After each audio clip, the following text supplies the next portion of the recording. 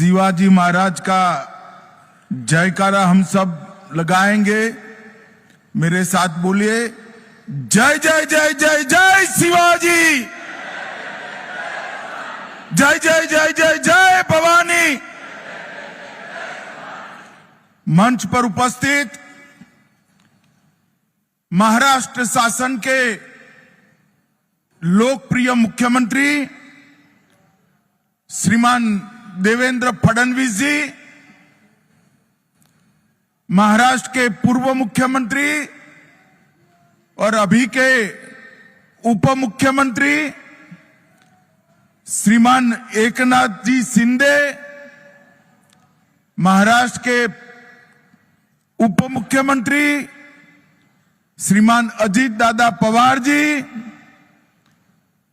मेरे साथी मंत्री मुरलीधर मोहोल जी, भारतीय जनता पार्टी के प्रदेश अध्यक्ष श्री रविंद्र चौहान जी, जिनके निमंत्रण पर मैं यहां आया हूं, ऐसे राधाकृष्ण विखे पाटिल जी, सुजय विखे पाटिल जी और देवेंद्र जी, एकनाथ जी और अजीत दादा के नेतृत्व में बैठे हुए सभी महाराष्ट्र के मंत्रीगण, सांसदगण और आज पद्मश्री पाटिल और पद्म विभूषण बाला साहब विखे पाटिल को उनके कामों को याद करने के लिए एकत्र आए हुए सभी किसान भाइयों बहनों को मेरा प्रणाम, नमस्कार। मित्रों, आज मैं आया हूं, मुझे अच्छा लगा कि यह भूमि को, ये जिले को पुण्य श्लोक अहिल्याबाई के नाम के साथ जोड़ा गया है। जब एकनाथ जी मुख्यमंत्री थे, देवेंद्र जी उप मुख्यमंत्री थे, भाजपा सेना सरकार ने औरंगाबाद का नाम भी बदला और यहां अहिल्याबाई का नाम भी रखा। ये वही लोग कर सकते हैं जो शिव छत्रपति के अनुयायी हैं, जो औरंगजेब की धारा को आगे बढ़ाते हैं। उनमें इतना हिम्मत नहीं है कि औरंगाबाद का नाम धर्मवीर संभाजी महाराज के नाम से। भाइयों बहनों, आज प्रवरा नगर में आया हूं। पूरे देश में ये नगर सहकारिता की पंडरी के रूप में माना जाता है और इसका मूल कारण पद्मश्री विखे पाटिल साहब हैं। उन्होंने पूरा जीवन इस क्षेत्र के, महाराष्ट्र के किसानों के कल्याण के लिए लगाया।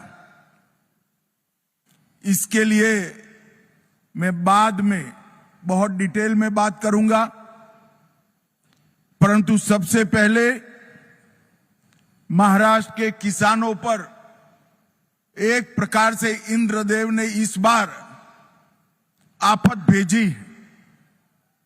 60 लाख हेक्टेयर से ज्यादा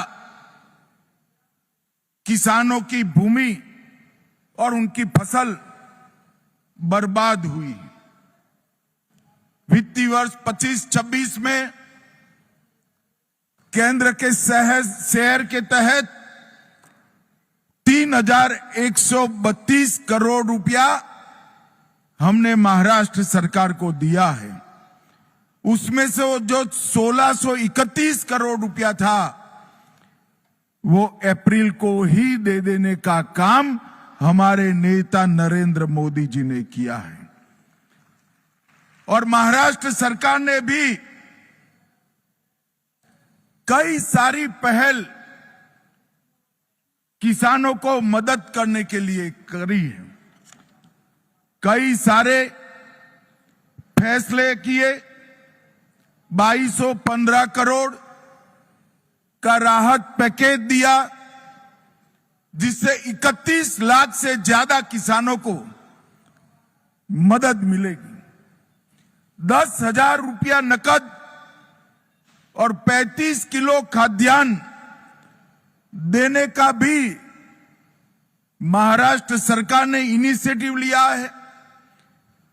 केवाईसी की शर्तों को एक बार के लिए थोड़ा रिलैक्स करा है। शॉर्ट टर्म फाइनेंस के ऋण को वसूली पर रोक लगाई। भू राजस्व और स्कूल की परीक्षा में भी छुट्टी देने का काम किया है। ये आपका महाराष्ट्र सरकार का त्रिमूर्ति जो है, देवेंद्र जी, एकनाथ शिंदे और अजित दादा, तीन में से एक भी बनिया नहीं है, मगर ये तीनों बनिए से पक्के हैं। मुझे पद्मश्री पाटिल का मूर्ति का अनावरण कर कर बुलाया और पूछ लिया तरीके से, अच्छे तरीके से, कि भारत सरकार महाराष्ट्र के किसानों के लिए क्या करेगी। कल ही तीनों ने लंबी बैठक मेरे साथ करी है। मैंने मोदी जी की ओर से उनको आश्वस्त किया है कि महाराष्ट्र सरकार हमें डिटेल रिपोर्ट भेज दे। मोदी जी महाराष्ट्र के किसानों की मदद करने में जरा भी देर नहीं लगाएं। और मित्रों, ये सब इसलिए हुआ है कि किसानों की चिंता करने वाली एक सरकार महाराष्ट्र के लोगों ने चुनकर लाई है। हमारे एनडीए के सभी विधायक अपने 1 महीने का वेतन सीएम रिलीफ फंड में दिया है। अभी अभी राधाकृष्ण विखे पाटिल जी ने शुगर मिल से भी घोषणा की और देवेंद्र जी की अपील को प्रतिसाद देने के लिए कई सारे ट्रस्ट भी आगे आए हैं। भाइयों बहनों, आज यहां मेरे आने का एकमात्र कारण है पद्मश्री डॉक्टर विठ्ठलराव विखे पाटिल और डॉक्टर बाला साहब विखे पाटिल के पुतले का, आदमकद से भी ऊंचे पुतले का अनावरण करना और उनको कार्य की अंजलि देना। डॉक्टर विठ्ठलराव विखे पाटिल जी भारत के सहकारिता के आद्य पुरुषों में से एक। महाराष्ट्र के सहकारिता का इतिहास उठाकर जब अभ्यास करते हैं, पद्मश्री विखे पाटिल, धनंजय राव गाडगिल और वैकुंठ भाई मेहता, ये त्रिपुटी ने महाराष्ट्र के किसानों के लिए सहकारिता की नींव डालने का काम किया। और पद्मश्री पाटिल ने समग्र दुनिया में एक प्रकार से सबसे पहला कोऑपरेटिव साकर कारखाना डालने का काम हमारे पद्मश्री पाटिल ने किया। और इसके कारण न केवल महाराष्ट्र, गुजरात, कर्नाटक, उत्तर प्रदेश, कई राज्यों के किसान समृद्ध हुए हैं। और साकर कारखाना, उसका मुनाफा व्यापारी के घर में जाने की बजाय किसानों के बैंक अकाउंट में जाने की व्यवस्था आज देश में बनी है। तो उसके पुरोधा, इसके स्थापक डॉक्टर विठ्ठलराव विखे पाटिल जी थे। मैं आज वो महान आत्मा को मनपूर्वक याद करना चाहता हूं। उनके ही सुपुत्र डॉक्टर बाला साहब विखे पाटिल जी, इन्होंने कोऑपरेटिव को तो मजबूत किया, मगर कोऑपरेटिव इंस्टीट्यूशन के माध्यम से शिक्षा, स्वास्थ्य और ग्रामीण विकास, ये तीनों क्षेत्र के अंदर कोऑपरेटिव का मुनाफे से विकास करने की एक नई परंपरा बाला साहब विखे पाटिल ने डाली। 8 दशकों से अधिक लंबे अपने जीवन में 7 बार सांसद चुनकर आए और अटल जी की सरकार में उन्होंने बहुत अच्छे से काम भी किया। मैं 2 बार उस वक्त उनको मिला था। हमारे गुजरात में एक माधुपुरा कोऑपरेटिव बैंक डूब गई थी, तब वो वित्त मंत्री का काम संभाल रहे थे, एमओएस वित्त थे। हम उनके पास गए थे, उनकी महत्वपूर्ण भूमिका थी आरबीआई को एक revival package Madhupura mercantile cooperative bank को देने के लिए, और यह इतना बड़ा योगदान था जिसके कारण 225 कोऑपरेटिव बैंक गुजरात के बच गए थे और बड़े संकट से उभर कर बाहर आए। इसलिए मैं डॉक्टर बाला साहब विखे पाटिल जी को भी बहुत मनपूर्वक इस समारंभ में याद करना चाहता हूं, और उनका जो पुतला लगा है वो चौक को, वो स्थान को पद्म सम्मान का बहुत अच्छा नाम देने का काम राधा कृष्ण विखे पाटिल जी और सुजोय ने किया है। इसके लिए भी मैं उनको बहुत बहुत धन्यवाद देता हूं। मित्रों, आज डॉक्टर विठ्ठलराव विखे पाटिल सहकारी चीनी कारखाने का नवीनीकरण भी हुआ है। जब 50-51 में ये कारखाने की स्थापना हुई तब 50 टन गन्ना प्रतिदिन की क्षमता से शुरू हुई थी और आज 72 टन गन्ना प्रतिदिन ये प्रोसेस करता है, और आने वाले समय में 7200 मैट्रिक टन प्रतिदिन से आगे बढ़कर 15,000 टन प्रतिदिन तक एक क्षमता का विस्तारण होगा। जब मोदी जी ने सहकारिता मंत्रालय की स्थापना की तब सहकारिता क्षेत्र में सहकारी चीनी मिलों को मजबूत करने के लिए एनसीडी की योजना आई, और जो अच्छे यूनिट थे उसको हमने फाइनेंस किया, और उसी में से ही आज डॉक्टर विठ्ठलराव विखे पाटिल सहकारी चीनी कारखाने का विस्तरण हो रहा है। और मित्रों, ये शुगर मिल ने अल्कोहल डिस्टिलेशन संयंत्र जो 70 में लगाया, 15 KLPD की इनकी क्षमता थी, आज 92 KLDP का हुआ है, और हमने 240 KLDP ले जाने की उनको मंजूरी दे दी। इथेनॉल संयंत्र 20 KLDP का था, अब 150 KLDP का हुआ है। बायोगैस प्लांट 12,000 क्यूबिक मीटर पर दिन था, अब 30,000 तक काम करता है, और को जनरेशन प्लांट 30 मेगावाट से 68 मेगावाट तक पहुंचा है। और मित्रों, प्रेस मड से जैविक खाद 75 मैट्रिक टन ये कारखाना बनाता है, जो ऑर्गेनिक खेती को आगे बढ़ाएगा। मित्रों, ये ठोस कदम अच्छे तरीके से चल रहे इस कारखाने ने बनाए हैं, और मोदी जी के नेतृत्व में शुगर मिलों की संख्या में 67 की वृद्धि हुई है। चीनी उत्पादन में 10 लाख मैट्रिक टन की बढ़ोतरी हुई है। डिस्टिलरी 2 गुना बढ़ी है। इथेनॉल की उत्पादन क्षमता 5 गुना बढ़ी है।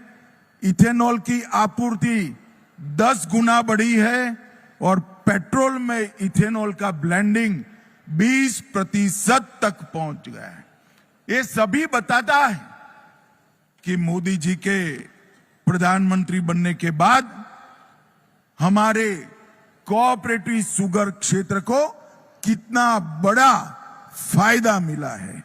मित्रों, एक्सपोर्ट सब्सिडी से लेकर सबसे बड़ी बात जो देवेंद्र जी और दोनों उप मुख्यमंत्री ने बताया, किसानों का 10,000 करोड़ से ज्यादा इनकम टैक्स को माफ करने का काम भारतीय जनता पार्टी की मोदी सरकार ने। एक जमाना था कि सेटलमेंट कॉरपोरेट के हुआ करते थे। पहली बार सेटलमेंट एक्ट बनाकर कोऑपरेटिव का करने का काम किया है और रिट्रोस्पेक्टिव इफेक्ट से, पाश्चात्य असर से किया है। ये 10,000 करोड़ माफ किया, इतना ही नहीं, हर साल 4400 करोड़ का बोझ आगे पर कभी भी अब नहीं आएगा। ये बहुत बड़ा इनिशिएटिव नरेंद्र मोदी जी ने लिया है। मित्रों, आज मैं यहां आया हूं तब सहकारिता शुगर कारखानों को, सारों को एक अपील करना चाहता हूं कि आपके इथेनॉल संयंत्र को मल्टी फीड इथेनॉल संयंत्र बनाएं।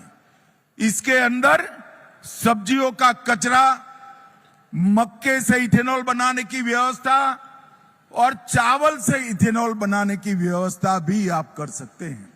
और ये बदलाव के लिए जो लोन चाहिए वो लोन एनसीडीसी भारत सरकार की संस्था उपलब्ध कराएगी।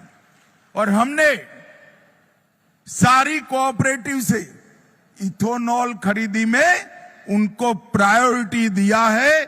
निजी कंपनी है तो इसका इथेनॉल बाद में लिया जाएगा, कोऑपरेटिव कंपनी है, कारखाना है तो इसका पहले लिया जाएगा। एनसीडीसी की ऋण योजना से 10,000 करोड़ रुपए हमने प्रदान किया है और सिरा पर जीएसटी 28% था, उसको 5% करने का काम नरेंद्र मोदी जी ने कहा है। मित्रों, जीएसटी के लिए मैं और एक बात करना चाहता हूं। अभी अभी नरेंद्र मोदी जी ने नवरात्रि के पहले दिन पर 395 चीजों पर जीएसटी को कम किया है। और कम किया है उसमें खाने पीने की लगभग सभी चीजों पर 0% जीएसटी कर देश की जनता को और विशेषकर माताओं बहनों को फायदा पहुंचा है। और बाकी सारी चीजों पर 28%, 18% की जगह 5% किया है। मगर इससे जनता को तो निश्चित फायदा होगा, हजारों करोड़ का फायदा होगा, मगर आपने देश के लिए भी सोचना है। मोदी जी ने आह्वान किया है कि 140 करोड़ की जनता इस दीपावली पर्व के पहले एक संकल्प ले कि हम सबके घर में कोई विदेशी चीज नहीं आए। अगर 140 करोड़ लोग ये संकल्प लेते हैं, भारत के व्यापारी ये संकल्प लेते हैं कि भारत में बनी हुई चीजों का ही हम व्यापार भी करेंगे, उपयोग भी करेंगे। अगर इतना हो जाता है तो 2047 के पहले भारत विश्व में सबसे 1 नंबर के स्थान पर पहुंच सकता है। पूरी दुनिया भर के लोगों को उत्पादन के लिए भारत में आना पड़ेगा, क्योंकि भारत के पास 140 करोड़ आबादी का मार्केट है। मगर ये मार्केट तभी भारत के उपयोग में आ सकता है कि हम सब तय करें कि हमारे परिवार में स्वदेशी चीजों का ही उपयोग होगा। मित्रों, मैं सहकारी चीनी मिलों को भी कुछ कहना चाहता हूं। नॉन क्रशिंग सीजन में भी सहकारी चीनी मिलें मल्टीफीड इथेनॉल का उत्पादन करें, फ्रोजन वेजिटेबल, फ्रोजन फ्रूट्स और जूस, फ्रूट पल्प, इस तरह की चीजें बनाने का भी हम एक्सपांशन करें और नेफेड और एनसीसीएफ के साथ अनुबंध कर हम सहकारी चीनी मिलों को मल्टी डायमेंशनल बनाए। मित्रों, इथेनॉल के ब्लेंडिंग से सहकारी चीनी मिलों का बैलेंस शीट बदला है। अब आपके पास पूंजी अर्जित होगी। ये अर्जित पूंजी का 20% अगर हम सहकारी चीनी मिलों के एक्सपांशन के लिए रखते हैं तो आने वाली पीढ़ियां भी किसानों की समृद्ध होती रहेगी। इसमें किसी को कोई संशय रखने की जरूरत नहीं है। मैं आज यहां आया हूं तब फिर से एक बार सुजोय विखे पाटिल और राधाकृष्ण विखे पाटिल जी का बहुत बहुत धन्यवाद करना चाहता हूं मित्रों, क्योंकि ये दोनों महानुभाव जिनका मूर्ति लगाया गया है, पद्मश्री पाटिल और पद्म विभूषण बाला साहेब विखे पाटिल का, इनका सहकारिता में, ग्रामीण विकास में और किसानों के कल्याण में बहुत बड़ा योगदान था। इसलिए मुझे इस पुण्य कार्य में मिलने का, इसमें हाथ बटाने का आपने मौका दिया, इसलिए आपका बहुत बहुत धन्यवाद। मेरी अनेक अनेक शुभकामनाएं। वंदे मातरम।